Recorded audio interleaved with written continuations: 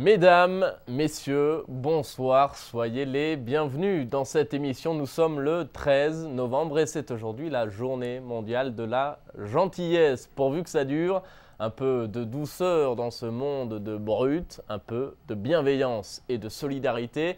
Dieu merci, pour certains c'est naturel, à l'image par exemple de ceux qui se sont lancés dans ce projet de solidarité, Wheels of Love, les roues de l'amour. C'est une centaine de cyclistes qui pédalent pendant plusieurs jours pour venir en aide aux enfants malades d'un hôpital de Jérusalem. C'est un reportage de la Custolie de Terre Sainte. Un terrain rocheux, des montées et des descentes, la route est longue, mais la fatigue devient secondaire face à un paysage d'une telle beauté. Il s'agit de la 15e édition du projet de solidarité Wheels of Love, 5 jours de route et d'aventure pour des centaines de cyclistes venus du monde entier, arrivés en Israël cette semaine pour une cause très spéciale.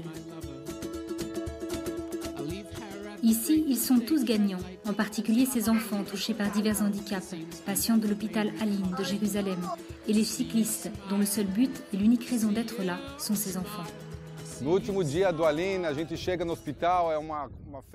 Le dernier jour, lorsque nous atteignons l'hôpital Aline, c'est une fête magnifique. Tous les enfants de l'hôpital sont là pour nous recevoir, nous donner des médailles. En fait, ce sont eux les vrais champions.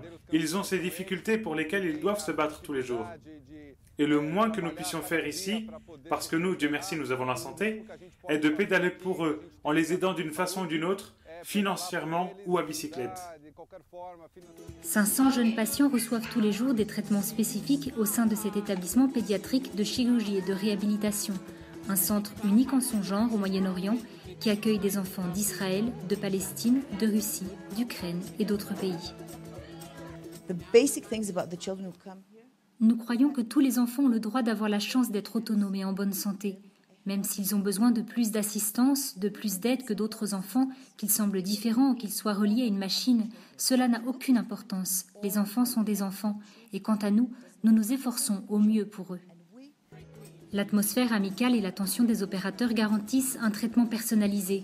Les jeux et les dessins, par exemple, sont un grand soulagement pour ceux qui doivent aussi surmonter de nombreux obstacles dans la vie. Nous sommes ici d'ici peu, depuis 2 semaines seulement. Mon fils a 10 ans et nous avons commencé depuis peu les opérations. Celle-ci est la première opération et dans un mois, il y en aura une autre, et idem le mois suivant. Il doit subir 3 opérations l'une après l'autre.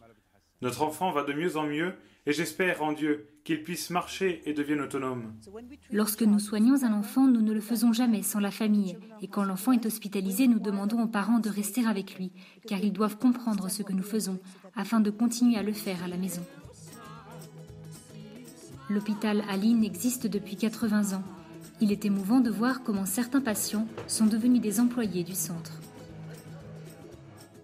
Je suis ici depuis 30 ans. Ma famille vit loin de Jérusalem. Ici, j'ai reçu tout le nécessaire pour être autonome et pour surmonter ma souffrance. Ici, on m'a appris à être gentil avec les gens, même lorsqu'ils viennent te dire « tu es petite, tu es faite comme ça », quand ils vous regardent différemment. Ici, ils te motivent et moi, je veux vraiment le rendre. Quand je vois un enfant qui vient ici, marchant avec difficulté, en pleurant de souffrance, je crois qu'en me voyant, les enfants peuvent croire qu'ils pourront s'en sortir.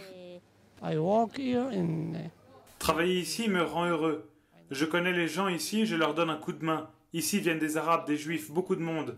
Je sais déjà quoi faire. Je les aide et nous sommes amis. Les histoires d'Aliza et Balal sont plus qu'une médaille pour les cyclistes qui participent au projet et aussi une motivation en plus pour ceux qui à l'avenir voudront venir pédaler en Terre Sainte, bien que leurs conditions soient très différentes de celles que Balal et Aliza ont déjà surmontées. Je travaille ici depuis longtemps avec Balal.